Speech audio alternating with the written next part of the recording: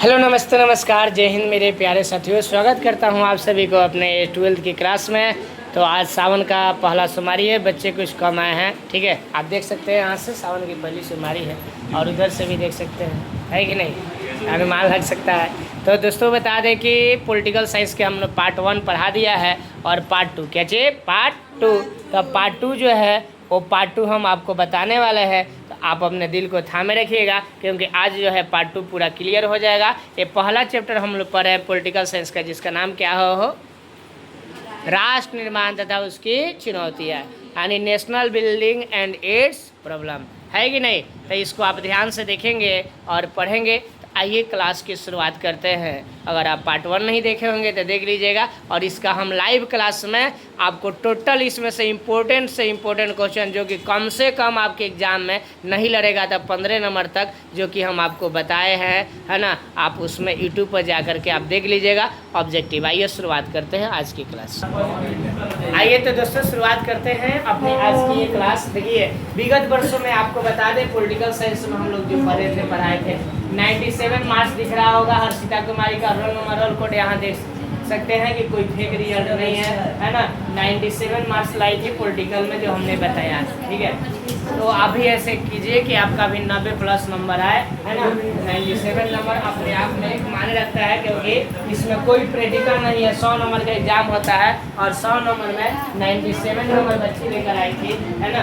अभी पढ़िएगा, ध्यान से देखिएगा, अभी पढ़ाएंगे तो अनुमान लग भी जाएगा कि पॉलिटिकल में कैसा पता।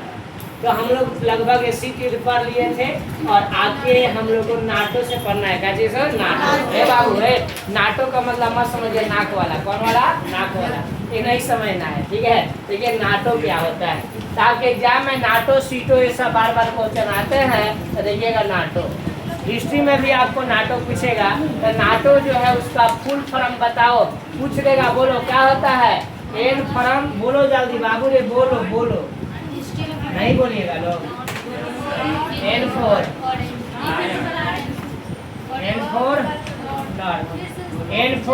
north, A for Atlantic, T for territory, O for organization। ये नाटो का फुल फॉर्म हुआ। आगे उत्तरी अटलांटिक संधि संगठन, क्या हुआ, उत्तरी अटलांटिक संधि संगठन, यानी इसका हिंदी हो गया। कोई दिक्कत है, इसकी स्थापना लगा लो, मस्ट भी आई पहले से है ना। देखो हाईलाइट किया हुआ 4 अप्रैल 1949 को हुआ था। कब हुआ था बाबू, 4 अप्रैल 1949 को इसकी स्थापना हुआ। किसकी स्थापना हुआ बोलो, नाटो। पूछेगा नाटो की स्थापना कब हुई, 4 अप्रैल 1949, हिस्ट्री में भी आता है, ठीक है। और इसके बाद कहेगा भाई अब नाटो है, इसका उद्देश्य क्या है, काम क्या है कि नहीं हो, कुछ ना कुछ काम होगा। तो इसका उद्देश्य है कि सभी सदस्य मिलजुल कर रहेंगे और एक दूसरे की क्या करेंगे, मदद करेंगे, है कि नहीं। सभी सदस्य मिलजुल कर रहेंगे और एक दूसरे की मदद करेंगे। अगर एक पर हमला होगा तो उसके जितना सदस्य है वो सब समझेंगे कि हमारे ऊपर क्या हुआ है, हमला हुआ है, और सभी आपस में मिल करके और उसका क्या करेंगे, मुंहतोड़ जवाब देंगे। किसका मुंहतोड़ जवाब देंगे, नाटो का नहीं। नाटो में तो सब देशों में मिल गया, समझे ना। जो देश मिलेगा वो कोई दूसरा देश अगर उसके ऊपर आक्रमण किया है तो नाटो के जितने सदस्य हैं वो सब लोग आपस में क्या करेंगे, मिल करके और एक दूसरे से फाइट करेंगे, है ना।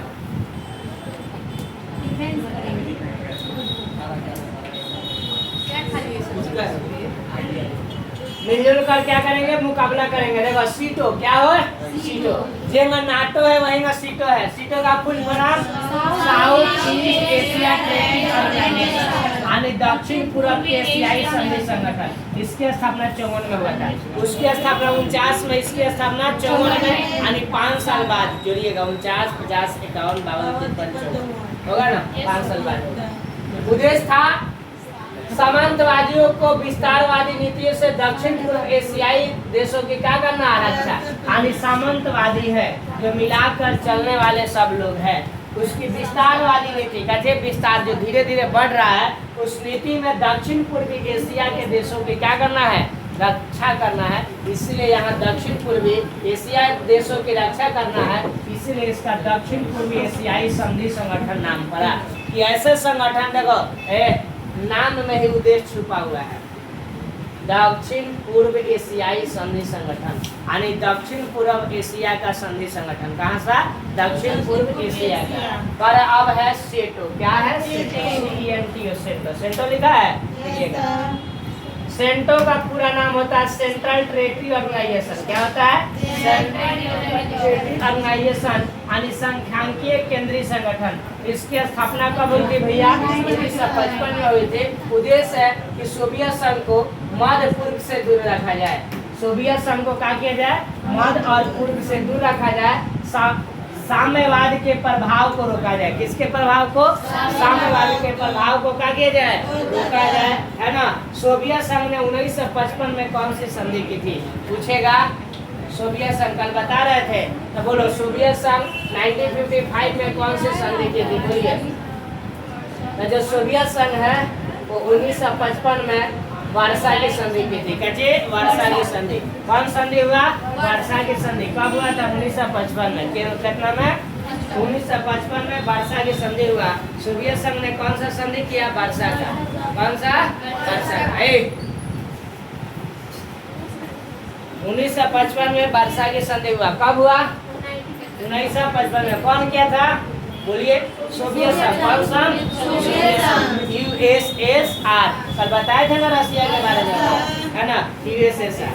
अब बताओ तो सोवियत संघ का विघटन कब हो गया? 1919 को पलट दीजिए, क्या आएगा? 19 को पलट दीजिएगा तो क्या आएगा? 91 आएगा ना, है ना, कहे ना। यानी 1991 में सोवियत संघ उल्टा पुल्टा हो गया और इसका विघटन हो गया। सोवियत संघ तबाह, सोवियत संघ बर्बाद। ठीक है, देखो इसका उद्देश्य क्या था? वर्षा की संधि का हो। वर्षा की संधि का उद्देश्य था कि बारिश नहीं हो। हाँ, इसका उद्देश्य है नाटो में शामिल देशों का क्या कर सके मुकाबला। अभी नाटो बताए हैं ना, तो भाई किसी का मुंहतोड़ जवाब देने के लिए कोई ना कोई होगा। तो इसका उद्देश्य था कि नाटो में जो देश मिला हुआ है ना, उस देश की हम क्या करें? नाटो में उस देश की जो शामिल देश है उसके हम क्या कर सके? मुकाबला कर सके। क्या कर सके? मुकाबला कर सके। तुम उस पर चल, यहाँ आ जाओ, वहाँ जाओ, वहाँ से यहाँ आया उस बेंच पर। महाशक्तियाँ छोटे देशों के साथ संगठन क्यों बनाती है? महाशक्तियाँ है, कौन है बाबू? महाशक्तियाँ है, वो छोटे देशों के साथ अपनी संगठन बनाती है, अपनी ऑर्गेनाइजेशन बनाती है। क्या बनाती है? ऑर्गेनाइजेशन। आखिर अपनी ऑर्गेनाइजेशन क्यों बनाती है? यही उसके बारे में लिखा है, सुनिएगा। कि महाशक्तियाँ छोटे देशों का संगठन बनाती है, महत्वपूर्ण संसाधन लेती है, भू क्षेत्र होता है, सैनिक ठिकाना होता है, आर्थिक मदद होता है। कई गो चीज? 4। 1960 के दशक में कितना? दशक का मतलब क्या साल बोला? 60 का दशक, यानी 60 से लेकर कब तक? 70 तक।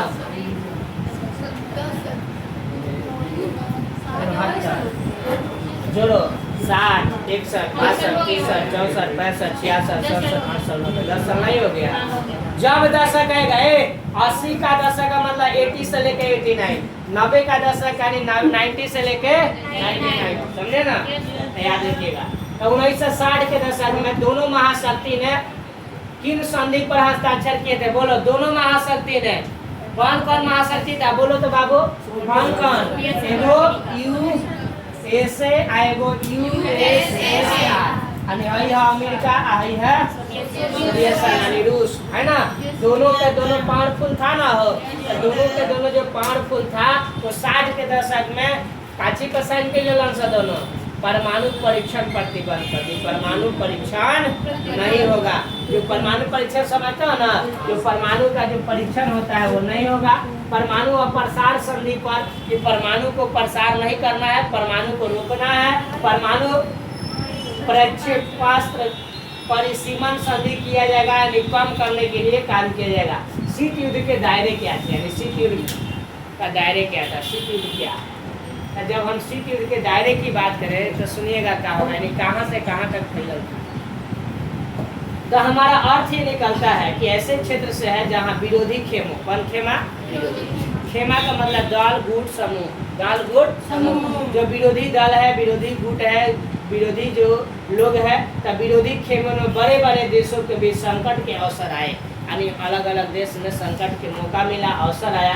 कई जगह युद्ध हुआ, कई जगह क्या हुआ, युद्ध हुआ, कई जगह युद्ध की संभावना बनी रही कि अब युद्ध होगा, तब युद्ध होगा, समझे ना।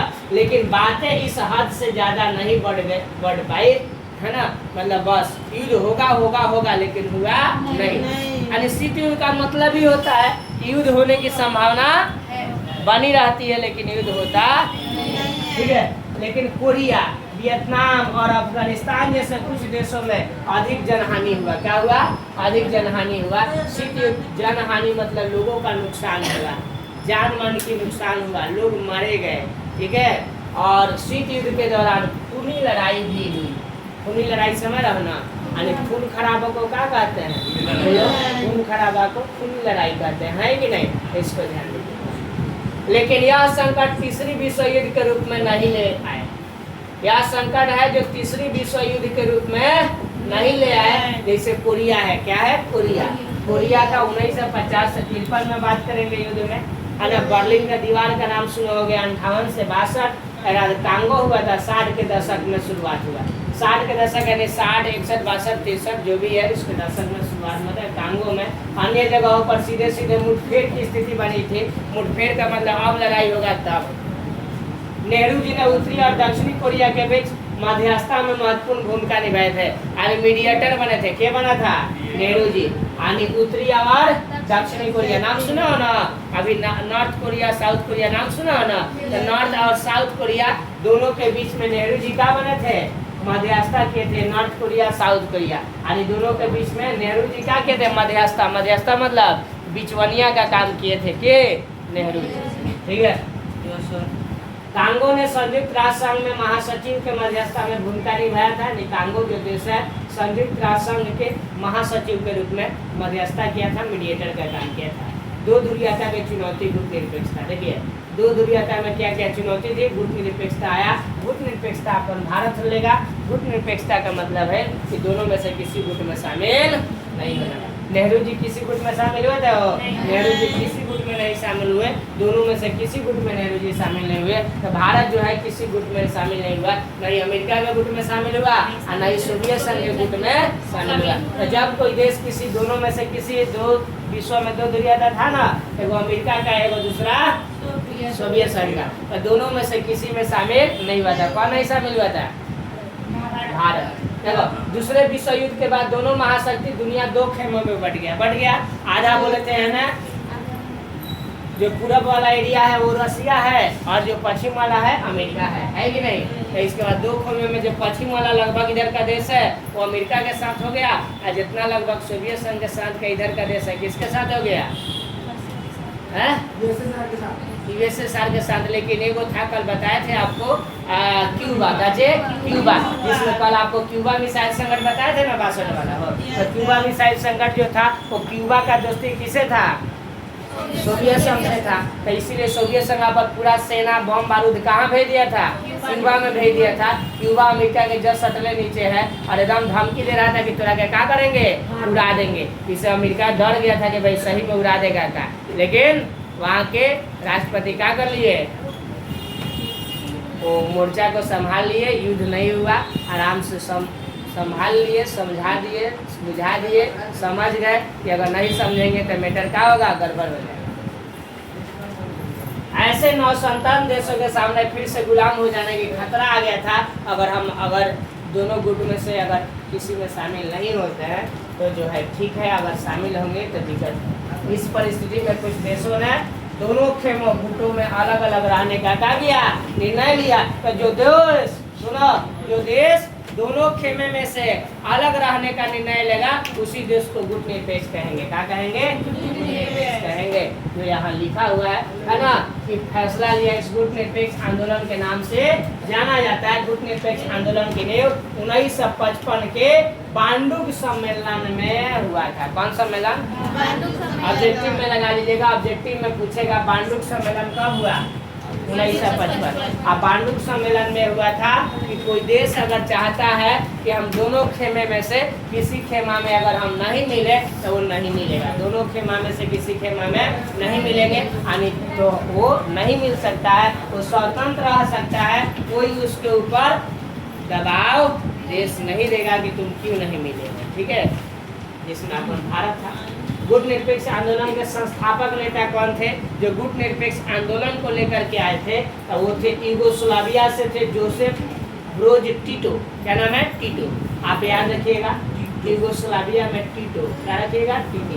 अब भारत से प्रधानमंत्री कौन थे? नेहरू जी। तो भारत से कौन रहेंगे? नेहरू जी।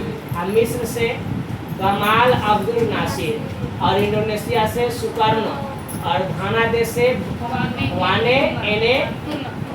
ठीक है, गुट निरपेक्ष आंदोलन का पहला जो सम्मेलन हुआ था तो गुट निरपेक्ष आंदोलन का पहला सम्मेलन 1961 में बेलग्रेड में हुआ। लगा लीजिए, बहुत इम्पोर्टेंट। बेलग्रेड 1961 में हुआ था पहला गुट निरपेक्ष सम्मेलन। कब हुआ था? 1961 में। कहाँ हुआ था? बेलग्रेड में हुआ था। 25 को देश शामिल था। कई देश? 25 को देश शामिल था। ये भी लगा लीजिएगा, पूछेगा पहला गुट निरपेक्ष आंदोलन हुआ था उसमें कई गो देश शामिल था? 25 देश। गुट निरपेक्ष आंदोलन का 14वां सम्मेलन ओकरा बाद 2006 में हुआ था हवाना में। कहा? हवाना जो पड़ता है क्यूबा में पड़ता है, वहीं पर हुआ था। देखिए लिखल है 2006 में। कितना में? 2006 में जो है वो गुट निरपेक्ष आंदोलन हुआ और 14वां आंदोलन सम्मेलन है जो कहाँ हुआ था? हवाना में। कहाँ हुआ था? हवाना में। कब हुआ? 2006 में। हवाना कहाँ पड़ता है? क्यूबा में, है ना। ठीक है, इसमें कई गो देश शामिल हुए बाबू? 116 के। आप पर्यवेक्षक देश कई गो थे? 15 जो आकर जाने वाले। गुट निरपेक्ष आंदोलन से भारत को क्या लाभ हुआ? भारत के क्या लाभ है? क्वेश्चन पूछा कहेगा भारत किसी गुट में शामिल नहीं हुआ, अर्थात भारत गुट निरपेक्ष रहा। अब भारत जो गुट निरपेक्ष रहा तो भारत को क्या लाभ है? बताओ तुम, पढ़ो देखो तो कुछ लाभ है।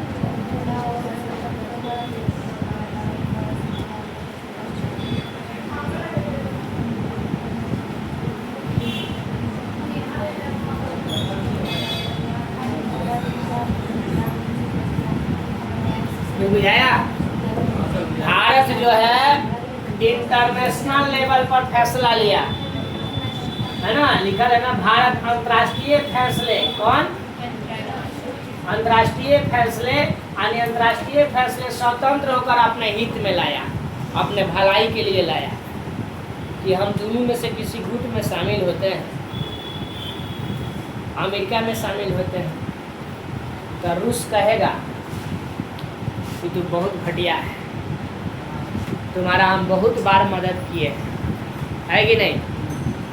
इतना बार मदद किए कि तुम उसको कैसे भूल सकता है। अगर हम रूस में शामिल होते हैं तो मेरा जो दुश्मन देश है पाकिस्तान, चाइना, वो पाकिस्तान और चाइना अमेरिका के गुट में क्या है? शामिल है। तो अमेरिका के गुट में बाबू शामिल है तो वो क्या करेगा? हमारे ऊपर कभी भी धावा अगर बोलेगा चाइना और कवन पाकिस्तान तो उसको डायरेक्ट रूप से सपोर्ट कौन करेगा? अमेरिका करेगा, क्योंकि वो अमेरिका के गुट में शामिल है। तो फिर हमको कहाँ मिला देगा? सब मिट्टी में मिला देगा। इसलिए नेहरू जी कहे कि सबसे बढ़िया है कि ऐसा काम किया जाए, एगो संगठन बनाया जाए जिसमें एक आदमी से तो होगा नहीं, जिसमें सब लोग मिलकर कहा जाएगा कि गुट निरपेक्षता नीति अपनानी है और गुट निरपेक्ष रहना है। और वो गुट निरपेक्ष रहने के लिए क्या हो गया? गुट निरपेक्ष आंदोलन बना, है ना, जिसकी स्थापना कब हुई? 19 अभी तो बताए हैं याद। गुट निरपेक्ष आंदोलन कब हुआ? 1961 में। कई गो देश शामिल था? उसमें 25 को देश है। देश का तो मैं चर्चा नहीं हुआ होगा। भारत से के थे? नेहरू जी थे। हैं सदस्यों की संख्या क्या है? 25 थे। देश नहीं, सदस्य 25 गो थे, जिसमें भारत से के थे? नेहरू जी थे। है कि नहीं? तो गुट निरपेक्षता इसलिए अपनाए कि हम दोनों के बात को क्या करें, रखे। जब अमेरिका पूछा कि तुम मेरे गुट में क्यों नहीं मिले, और ये सोवियत संघ बोला, तो भारत के प्रधानमंत्री है ना कि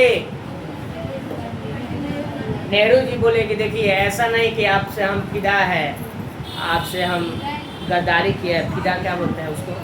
जुदा होने वाले हैं, है ना, अलग है। ठीक है, आप कभी दोनों आपस में झगड़िएगा तो हम दोनों का क्या करेंगे? समान मदद करेंगे, है कि नहीं?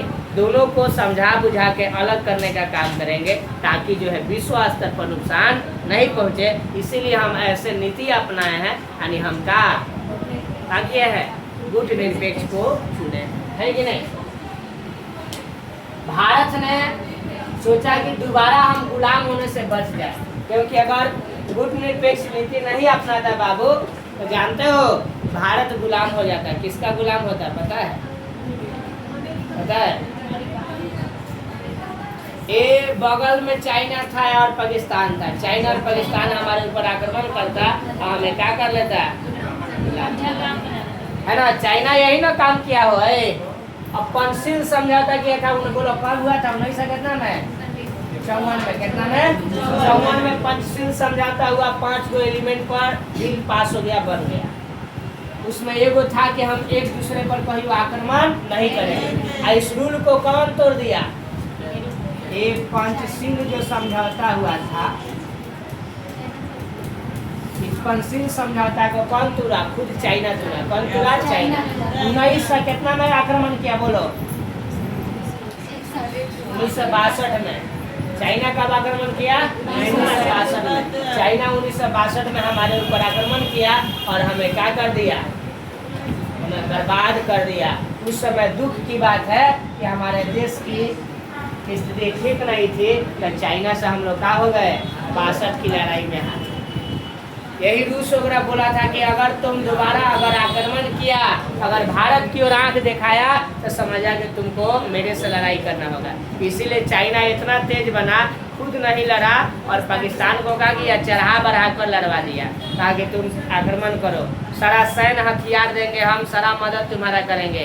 जो नंगा देश भिखमंगा देश पाकिस्तान ही नहीं समझा कि बाप बाप होता है, आगे हमने से लड़ेंगे।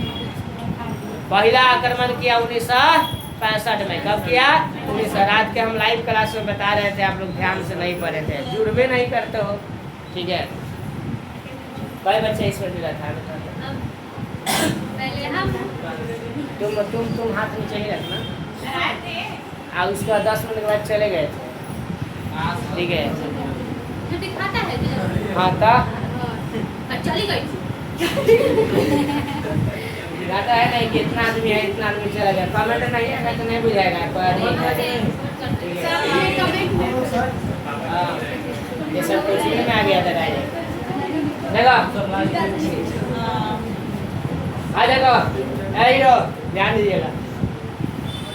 तो यही गुट निरपेक्षता के नीति, भारत की गुट निरपेक्ष नीति का आलोचना बहुत सारे देशों ने मिलकर किया था कि आप गड़बड़ है, आपको ऐसा नहीं करना चाहिए। फिर भी भारत कहा कि बाहर में जाए लोग कहने वाले कहने तो हमको परवाह नहीं। क्या हो? 9 अंतर्राष्ट्रीय आर्थिक व्यवस्था से क्या अभिप्राय है? पर 9 अंतर्राष्ट्रीय, 9 मतलब नया, इंटरनेशनल लेवल का इकोनॉमिकल सिस्टम क्या है? 9 यानी नया। इकोनॉमिकल सिस्टम क्या है? इसका मतलब क्या होता है सुनिएगा। गुट निरपेक्ष आंदोलन में शामिल अधिकतर देशों को अल्प विकसित देश का दर्जा दिया गया। देखो जो पॉलिटिकल साइंस जो पढ़ाए हैं लाइव क्लास में, वही क्वेश्चन रहेगा, टेस्ट होगा 2-3 दिन के बाद। देखते हैं कि कितना जुड़ने से फायदा होता है। आज जो नहीं जुड़े हैं उसके लिए माया मोह में आज पहली दिन उस वीडियो को पब्लिक कर देते हैं, देख लेना। जितना दम होगा पढ़ के आना। और टेस्ट देते हैं 85 क्वेश्चन है लगभग। जिसका नहीं है वो उसका टेस्ट नहीं होगा। हाँ वही में से देंगे। हाँ नहीं अलग से नहीं रहेगा। कभी भी देखना ना कोई को फेल करेगा। बोलिए ना हम इधर देखेंगे। हाँ ओनली ऑब्जेक्टिव, परसों या तरसों कहीं हो सकता है, ठीक है। लाइव आए थे उसको अपलोड कर देंगे। गुट निरपेक्ष देशों का दर्जा मिला है ना। यह देश गरीब और पिछड़े हुए थे, इसके सामने मुख्य चुनौती आर्थिक विकास करना था, इकोनॉमिकल डेवलपमेंट करना था, अपनी जनता को गरीबी से क्या करना था, निकालना था। बिना आर्थिक विकास के इसके सामने फिर से क्या हो जाना है, गुलाम हो जाने की खतरा था।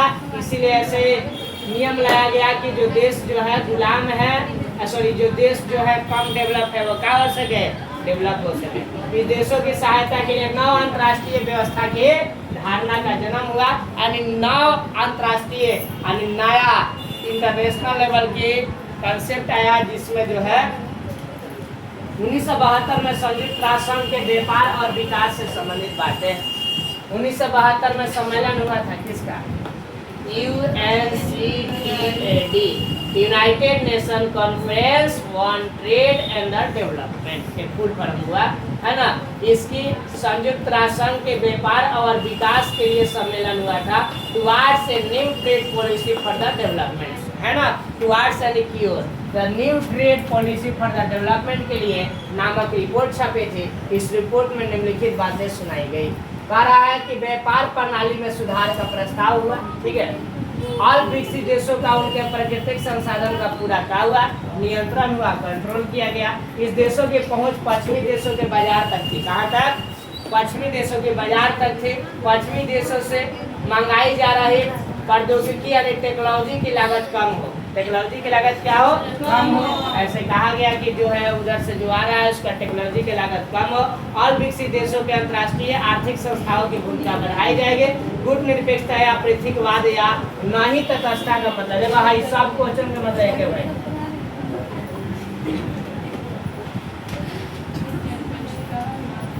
गुट निरपेक्षता कहे तो, पृथकवाद कहे तो पृथक यानी, पृथक यानी अलग, तो पृथकवाद यानी क्या करना है, अलग रहना। और नहीं तटस्थता, ना ही तटस्थता का मतलब है किसी भी के तट में शामिल नहीं होना, किसी में नहीं मिलना। पृथकवाद का मतलब है अपने अंतर्राष्ट्रीय मामलों से कटकर है रहना। सन 1787 में अमेरिका ने स्वतंत्रता की लड़ाई हुई थी, हुआ क्या हो, अमेरिका 1787 से 14 तक मुर्गिया सब अमेरिका को गुलाम बना लिया था। यूरोपियन अंग्रेजवा सब अमेरिका को भी गुलाम बनाया। 1787 में अमेरिका में स्वतंत्रता की लड़ाई लड़ी गई थी, लड़का समझे ना रे। 1787 से 1914 तक अमेरिका ने अपने आप को अंतर्राष्ट्रीय मामला से क्या रखा था, अलग रखा था। अमेरिका ने पृथकवाद की नीति को अपनाया था। कौन वाद, पृथकवाद। कहा कि हम चुनाव में शामिल नहीं होंगे, पृथकवाद यानी अलग रहने की नीति अपनाया। इसे पृथकवाद की नीति कहते हैं। गुट निरपेक्ष देशों ने कभी भी पृथकवाद की नीति को नहीं अपनाया। जो गुट निरपेक्ष देश है, जैसे मान लो जो गुट से खुद अलग है, गुट से वो खुद क्या है, अलग है, तो पृथकवाद की नीति अपनाने की कोई जरूरत है हो, वो तो खुद अलग है, तो अलग है तो क्यों अपनाएगा। गुट निरपेक्ष देशों ने हमेशा शांति और स्थिरता बनाए रखने के लिए प्रतिद्वंदी गुटों के बीच मध्यस्थता कराने में सक्रिय क्या निभाया, भूमिका निभाया। और तटस्थता का मतलब क्या होता है कि मुख्य युद्ध में शामिल न होने की नीति। जो मुख्य युद्ध है उसमें हमको शामिल नहीं होना, ठीक है। क्या प्रतिद्वंदी बाबू, कॉम्पिटिटर, जो हमसे जो प्रतिद्वंद कर रहा है, कंपटीशन कर रहा है, उसको प्रतिद्वंदी कहते हैं, कॉम्पिटिटर। तटस्थता का अर्थ होता है मुख्य युद्धों में शामिल न होने के नीति। जब दो देश तटस्थता मतलब अपने तट पर नीतियों का पालन करने के लिए, यह जरूरी नहीं है कि वह युद्ध को समाप्त करने में कोई मदद करे। यानी ऐसे युद्ध ना तो शीत युद्ध में शामिल होता है, न ही युद्ध के सही या गलत बोलने का अपना कोई पक्ष होता है। इसमें कुछ भी नहीं बोल सकते हो, सही भी बात नहीं बोलोगे, गलत भी, क्योंकि उसमें तुम शामिल ही नहीं हो। बहुत मार मारेंगे अभी, थोड़ा देर में, ठीक है। हाँ तो किसको बोल रहे हैं, उसको जरूरी है सर, नहीं तो अभी हिसाब किताब बढ़िया कर रहे हैं, देखो ना अभी ला गया सर ना, अभी थोड़ा देर में कर रहा है। समझ जाना कि आज भी गुरुवार दिन है, और तो गुट निरपेक्ष देशों में तटस्थता का पालन नहीं किया जाएगा। इन देशों में युद्ध को टालने का प्रयास किया गया, ठीक है। चलो लगाओ, पहला क्वेश्चन मस्ट भी नहीं लगा लिए बाबू।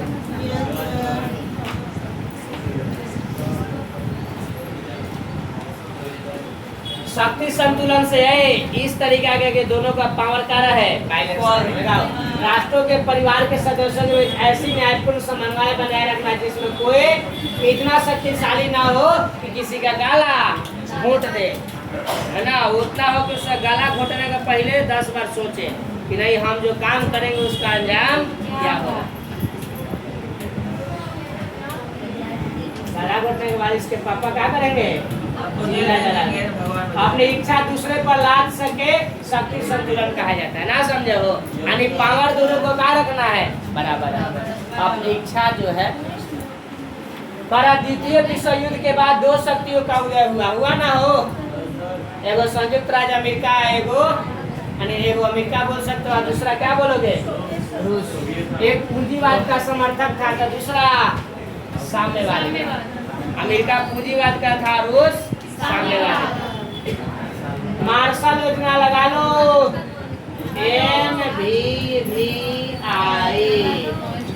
मार्शल योजना क्या है, मार्शल योजना, Marshall plan. What do you mean by Marshall plan. Second world war के बाद 1948 के, कितना 1948 के अमेरिकी गुट यानी अमेरिका का गुट, अमेरिका का दल के यूरोपीय देशों के पुनर्निर्माण में मदद करने की योजना बनाया। यूरोपीय देश को फिर से रिकॉन्ट्रैक्ट किया जाए, उसको बनाया जाए, इसके लिए योजना बना, और योजना तैयार करने की जरूरत थी, और पूरे यूरोप के लिए एक मजबूत आर्थिक वातावरण बनाने में मदद करता था। क्या करता था, मदद करता था। और इसके बाद मार्शल योजना ने यूरोपीय देशों के लिए $13 अरब का सहयोग किया। क्या अरब, $13 अरब का क्या किया था, तीसरी दुनिया से आप क्या समझते हैं, कौन दुनिया, तीसरी दुनिया। गुट निरपेक्ष आंदोलन को तीसरी दुनिया के लोगों ने तीसरे विकल्प के रूप में देखा था। सुनिएगा, देखो जो दोनों गुटों में हम शामिल नहीं होंगे, इसको तीसरी दुनिया का देखा था। जो हिस्ट्री में भी ये क्वेश्चन आता है अंतिम चैप्टर से, ठीक है।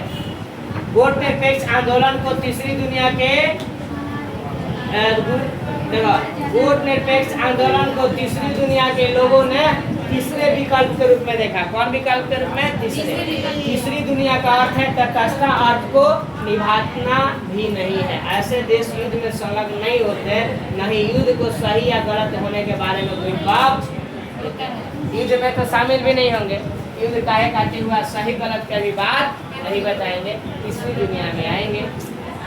एक ध्रुवीय का अर्थ कब प्रारंभ हुआ, बोलो एक ध्रुवीय, बताओ तो बाबू। सोवियत संघ का विघटन कब हो गया, बोलो 1991 में। कब, सोवियत संघ का भी बोला है ना, बर्बाद कब हुआ, 19 को पलट दीजिए 91 हो जाएगा। तो 1991 में जो सोवियत संघ का विघटन हुआ तो केवल एगो कौन बच गया, संयुक्त राज्य अमेरिका। वही ना पावरफुल शक्तिशाली बन गया, एगो संयुक्त राज्य अमेरिका जो पावरफुल शक्तिशाली बन गया, तो एगो जो बचेगा वही क्या कहलाएगा, वही एक ध्रुवीय कहलाएगा। क्या कहलाएगा, एक ध्रुवीय। तो एक ध्रुवीय का मतलब यही होता है, ठीक है।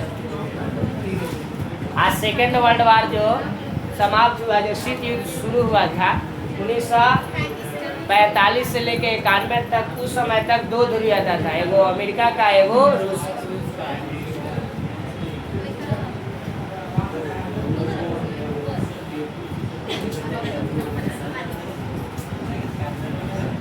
गुट निरपेक्ष संबंधी भारतीय नीति क्या था, तो बताइएगा क्या था हो। गुट निरपेक्ष संबंधी भारतीय नीति यही था, यही समझो। गुट निरपेक्ष संबंधी भारतीय नीति यह था कि भारत किसी के गुट में शामिल नहीं होगा, और भारत किसी के गुट में शामिल नहीं होगा, और दोनों देश यानी यूएसए और यूएसएसआर जब आपस में लड़ेंगे तो भारत क्या करेगा, बीच का मध्यस्थता करेगा, मीडिएटर बन को दोनों को अलग करने का क्या करेगा, काम करेगा। कौन करेगा काम? गुट निरपेक्ष आंदोलन के 2 उद्देश्य लिखना है। तो गुट निरपेक्ष आंदोलन अपने आप को तीसरी दुनिया के हित का संरक्षक और गुटों में बंटे रहने के समूह के मुकाबले में एक वैकल्पिक समूह बनाया था। इसकी शुरुआत 1961 में हुई। कितना में? 61 में हुआ। समाजवाद और उपनिवेशवाद का विरोध करता है ये, ठीक है।